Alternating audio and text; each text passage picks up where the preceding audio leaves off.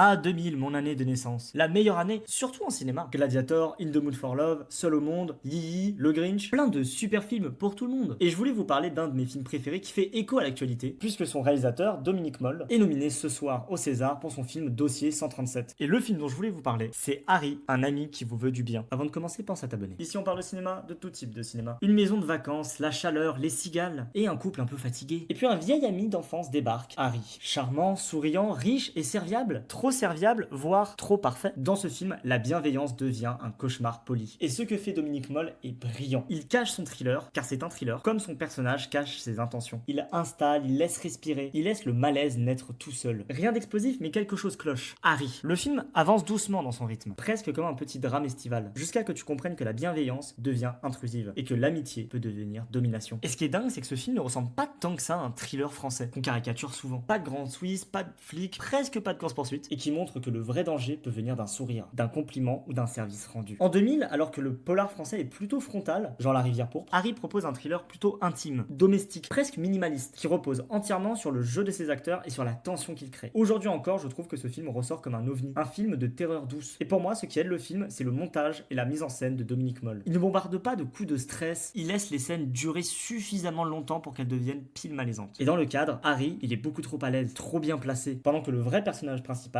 Michel, a l'air de rétrécir. Résultat, on est en plein soleil dans une maison de vacances, on a l'impression que dans chaque plan, l'air vient à manquer. Harry, un ami qui vous veut du bien, c'est le cauchemar de la bienveillance. Quand quelqu'un se met à vouloir beaucoup trop ton bien, plus que toi, il finit par décider de qui doit quitter ta vie. Et le plus terrifiant, c'est que tu le laisses faire, presque soulagé. Harry, c'est pas un thriller classique, c'est un thriller qui se déguise. Alors si vous avez jamais vu ce film, foncez le voir et revenez me dire ce que vous en avez pensé. Parce que putain, juste la phrase de je veux juste aider, elle est terrifiante.